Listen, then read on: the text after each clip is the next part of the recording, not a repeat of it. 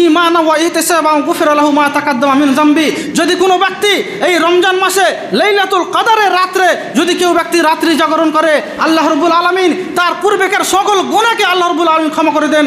তাহলে আপনার গুনাহকে ক্ষমা করার জন্য মহান আল্লাহ রাব্বুল আলামিন তিনটি প্রস্তুতি গ্রহণ করেছেন যে আল্লাহ আমি সেই দিন ওই গুনাহটা করেছিলাম, সেটা আমার ভুল হয়েছিল, আল্লাহ তুমি আমাকে ক্ষমা করে দাও। মানে নাফসে লাওয়ামা ওটাকেই বলে যে তার ভিতরে অনুশোচনা আসে যে হ্যাঁ আমি পাপ করেছিলাম। নাফসে মুতমাইন্না কাকে বলে? এদের মধ্যে নাফস তিন রকমের আছে। একটার নাম হচ্ছে নাফসে আমামা, একটার নাম হচ্ছে নাফসে লাওয়ামা, আর একটার নাম হচ্ছে নাফসে মুতমাইন্না। আমাদের মধ্যে এই তিন ধরনের নাফস আছে। নাফসে আমামা কাকে বলে?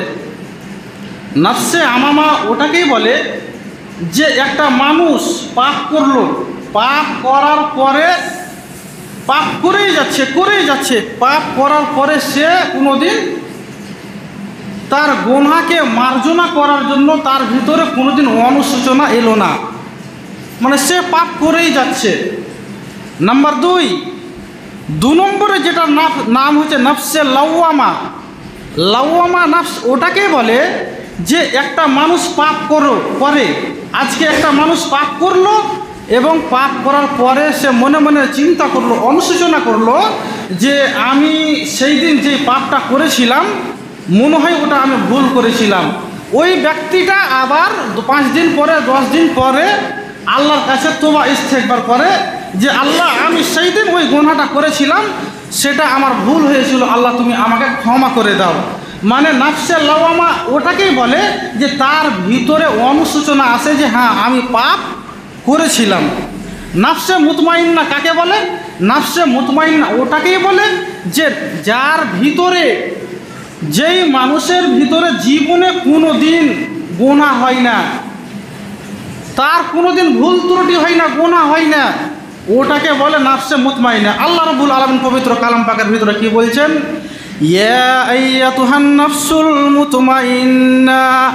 আল্লাহ রাব্বুল আলামিন বলছেন যে যখন পৃথিবীর কোনো মানুষের ওপরে যদি সেই ব্যক্তি মুতমাইন হয়, যদি ওই ব্যক্তিটি ইমানদার হয়, যদি লোকটি নেককার হয়, যদি লোকটি সালেহীন হয়, তো আমার আল্লাহ বলছে ইয়া আইয়াতুহান নাফসুল মুতমাইন্না ইরজিই ইলা রাব্বিকি রাজিয়াতাম মারজিয়া।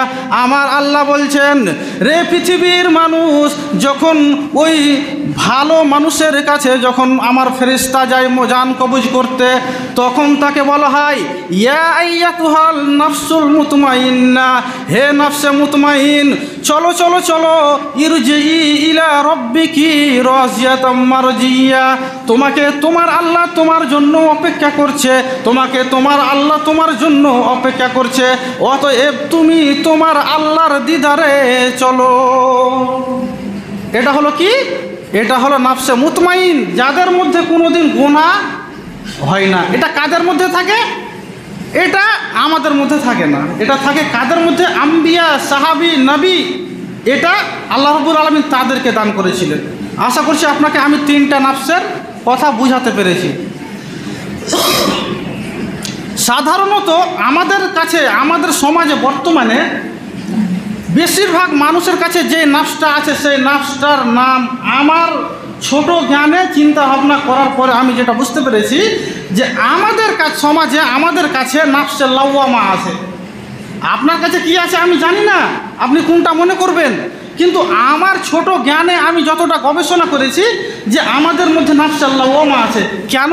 যদি আমাদের মধ্যে নাফসে লাওয়ামা না থাকতো, তাহলে এবার আপনাকে আমি বলি যে এমনি দিনে যখন মানুষ নামাজ পড়ে তখন 1 কাতার হয়, হাফ কাতার হয়, 1.5 কাতার হয়, কিন্তু যখন রমজান মাস আসে তখন 5 কাতার 3 কাতার হয় কি হয় না? হয়। তার মানে আপনাকে বুঝে নিতে হবে যে আপনার মধ্যে নাফসে লাওয়ামা আছে, আপনার মধ্যে অনুশোচনা আছে যে আপনি গুনাহ করেন, আর আপনার গুনাহকে মার্জনা করার জন্যই আপনি রমজান মাসে মসজিদে নামাজ পড়তে এসেছেন যে আমার কিছু নেকি হবে, আমার গুনাহগালা ক্ষমা হবে, তাহলে আপনাকে চিন্তা করতে হবে যে আপনার মধ্যে কি আছে, নাফসে লাওয়ামা আছে। কেননা আপনি অনুশোচনা করলেন, যদি আপনি মনে করতেন যে আমি জান্নাতি ব্যক্তি, আমি জীবনে গুনাহই করি না, তাহলে আপনি মসজিদে আসতেন? মসজিদে কিসের জন্য আসে গো? নিশ্চয়ই তার গুনাহকে ক্ষমা করার জন্য আসে। তাহলে একটা ব্যক্তি শুধু রমজান মাসে নামাজ পড়তে আসে, বাকি মাসে আসে না, তাহলে জানতে হবে তার মধ্যে নাফসে লাওয়ামা আছে, মানে তার মধ্যে অনুশোচনা আছে যে আমি গুনাহ করি, তো আমি রমজান মাসে আল্লাহর কাছে আমার গুনাহকে মার্জনা করাবো। আশা করছি বুঝতে পেরেছেন। এইরকমভাবে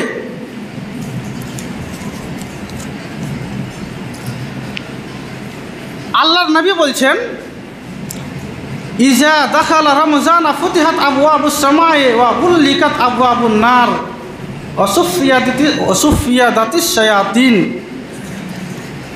আল্লাহর নবী বলছেন যে যখন রমজান আসে তখন কি করা হয়? যখন রমজান আসে তখন কি করা হয়? ফুতিহাত আবওয়াবুস সামায়ে, আসমানের দরজাকে খুলে দেওয়া হয়, আসমানের দরজাকে খুলে দেওয়া হয়। ওয়া গুল্লিকাতিল আবওয়াবিন নার, এবং জাহান্নামের দরজাকে বন্ধ করে দেওয়া হয়। আর তৃতীয় নম্বরে কি করা হয়? ওয়া সুফিয়াদাতিস শায়াতিন, আর শয়তানের পায়ে শিকল বেঁধে দেওয়া হয়, যাতে করে তারা তাদের শৃঙ্খলা, যাতে করে তারা কোনো মানুষকে পথভ্রষ্ট করতে না পারে, এরই জন্য আল্লাহ রাব্বুল আলামিন তাদের পায়ে শিকল বেঁধে দেন। তাহলে এই হাদিসের মধ্যে আমরা কি বুঝতে পারলাম? যে যখন রমজান মাস আসে তখন আল্লাহ রাব্বুল আলামিন রমজানকে কেন্দ্র করে 3টা প্রস্তুতি গ্রহণ করলেন এই হাদিসের মধ্যে। আরও অনেক প্রস্তুতি গ্রহণ করেছে, আমি একের পর এক আপনাকে আমি বলবো। তো এই হাদিসের মধ্যে আল্লাহ রাব্বুল আলামিন আল্লাহর নবী বলছেন যে আল্লাহ রমজানকে কেন্দ্র করে, এই রমজানকে সামনে রেখে কি করে? আসমানের দরজাকে খুলে দেয় এবং জাহান্নামের তালা লাগিয়ে দেয় এবং শয়তানের পায়ে শিকল বেঁধে দেয়। কেন? যে আমরা গুনাহগার পাপী তাপী মানুষ, হতে পারে আমরা সুযোগ নেব, এরই জন্য আল্লাহ রাব্বুল আলামিন শয়তানের পায়ে শিকল বেঁধে দেন। তাহলে আল্লাহ রাব্বুল আলামিন এই রমজান মাসে আসমানের দরজাকে খুলে দেন। আর আপনাকে আমি যে কথাটা শুরুতে বললাম যে আমাদের মধ্যে নাফসে লাওয়ামা আছে, কিছু মানুষ শুধু রমজান মাসে রোজা করতে আসে, তো আল্লাহ রাব্বুল আলামিন এত সুন্দর আমাদেরকে সুযোগ দিয়েছেন, তো আপনি এই সুযোগটা গ্রহণ করবেন না? আমাদের সমাজে কিছু মুলবি আছে, দেখবেন যে ঝাড়া কথা বলে যে তুই রমজান মাসে কি করতে এসেছিস? তোর রোজা কি আল্লাহ নিবে? তোর নামাজ কি আল্লাহ নিবে? আচ্ছা, আপনাকে আমি বলি যে আল্লাহ তার রোজাকে নিবে কি নিবে না, এটা আপনার আমার জানার ক্ষমতা আছে? ক্ষমতা নেই। আর তার যে নামাজ হয় না, যে তার রোজাকে আল্লাহ লাদ দিয়ে ঘড়িয়ে দিবে, এইরকম কি শরীয়তে কোনো হাদিস আছে? আমার জানা মতে তো নাই। তাহলে একটা মানুষের রোজা হবে না এই কথা আমি কি করে বলতে পারলাম? অগাধ বিশ্বাস রেখে আপনাকে আমাকে রমজান মাসে রোজা করতে হবে। আপনার মধ্যে বিশ্বাস থাকতে হবে যে আমি রমজান মাসে রোজা রাখছি মানে আমার রোজা হবে, আর আপনাকে 5 ওয়াক্তের নামাজ পড়তেই হবে। এবারে একটা আমি হাদিস বলি, তাহলে আপনি বুঝতে পারবেন যে রমজান মাসে 2 জন ফেরেশতা, হাদিসের মধ্যে এসেছে ইয়া বাগিয়াল খায়রি আকবাল ইয়া বাগিয়াশ শাররি আকসির।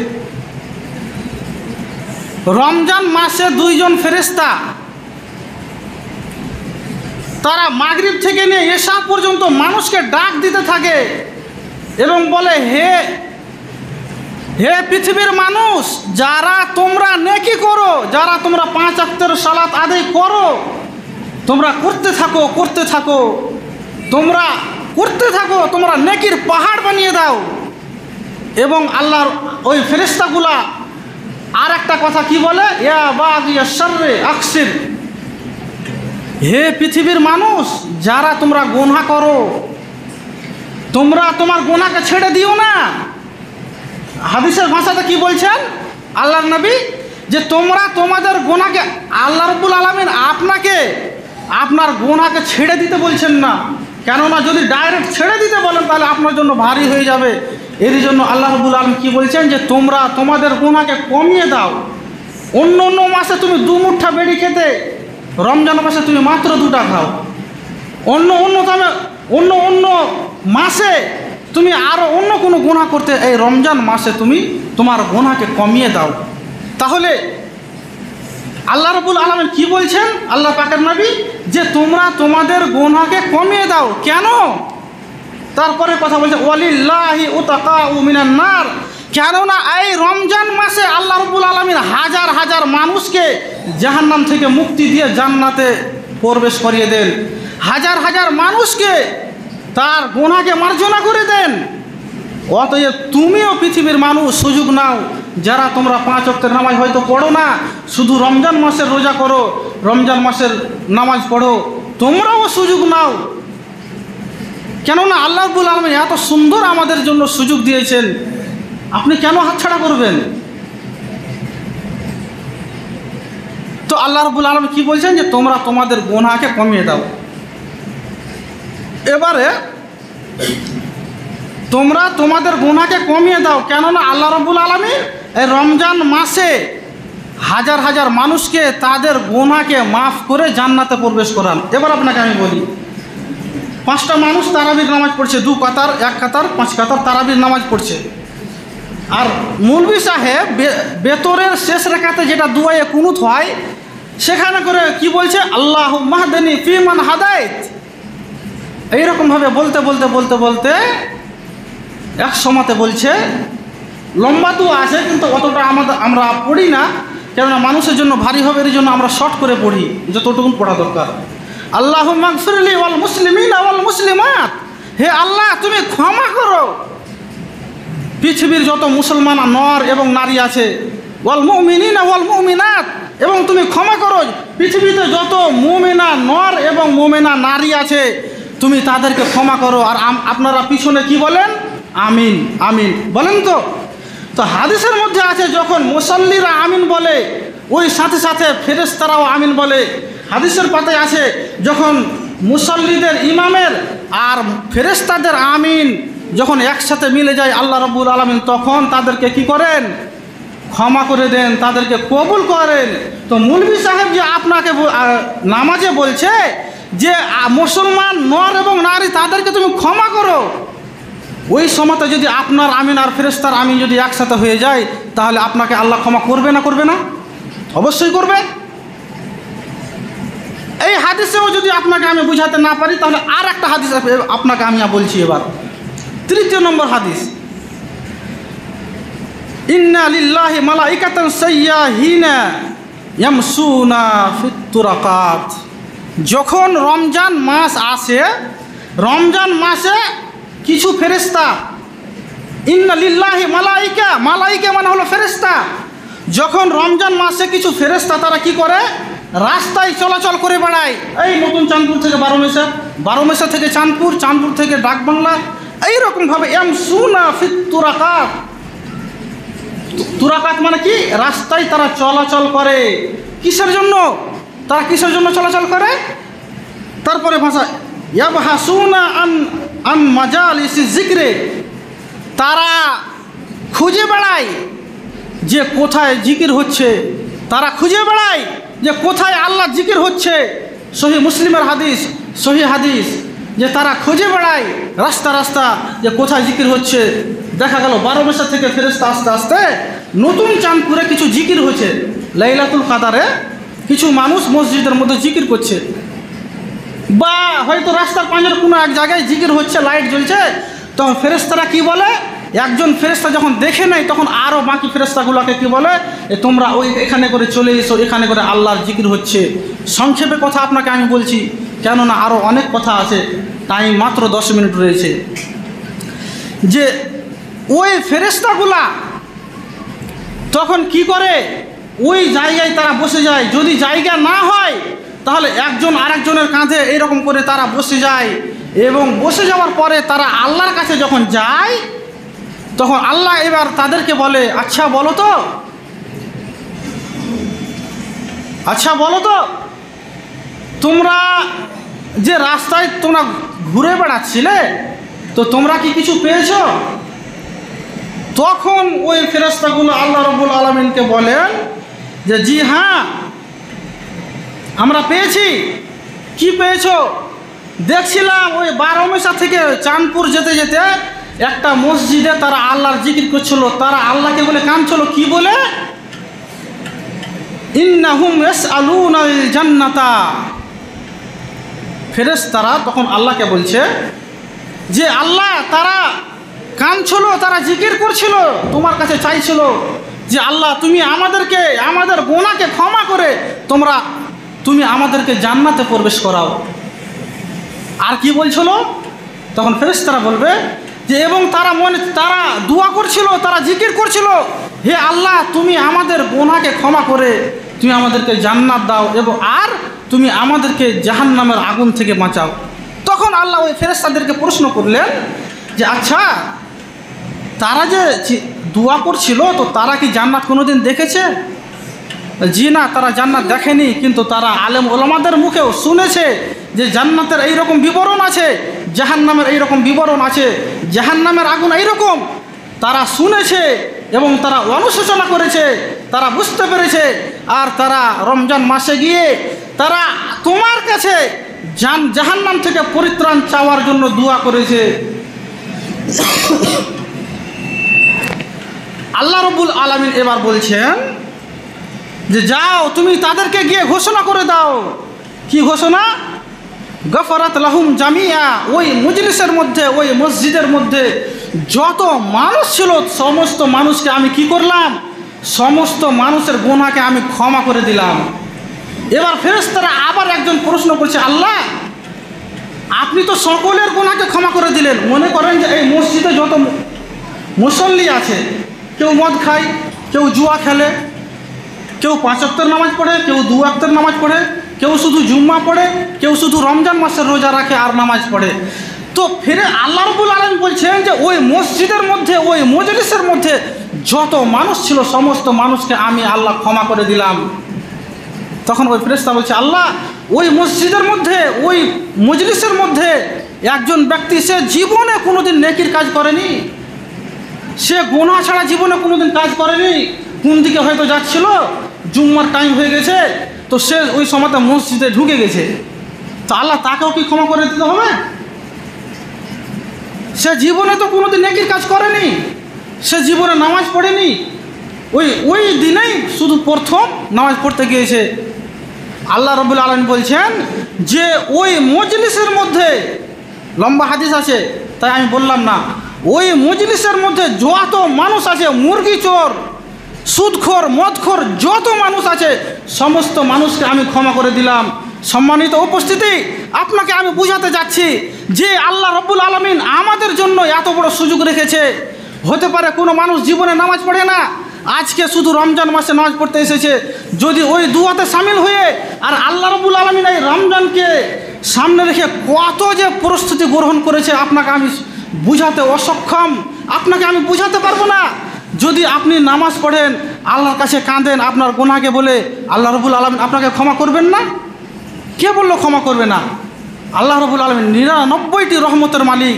আল্লাহ রাব্বুল আলামিন ক্ষমা করার জন্য বসে আছে। আপনি যদি আল্লাহর কাছে কাঁদেন, অনয় বিনয় করে, তাহলে অবশ্যই আল্লাহ রাব্বুল আলামিন আপনাকে ক্ষমা করবে।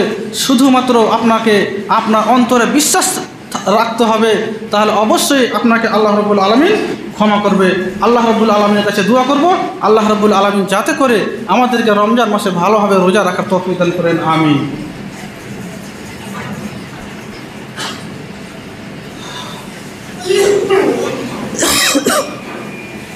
আলহামদুলিল্লাহি কাফা ওয়াসসালাতু ওয়াসসালামু আলা মান লা নাবিয়্যা বা'দা, আম্মা বা'দ, ফাউযু বিল্লাহি মিনাশ শাইতানির রাজীম। বিসমিল্লাহির রহমানির রহিম। মান লাম ইয়াতা কাওলা যুর ওয়াল আমালা বিহি ফালাইসা লিল্লাহি হাজাতুন ইয়াদা তুআমুহু ওয়া শারাবুহু। আল্লাহর নবী বলছেন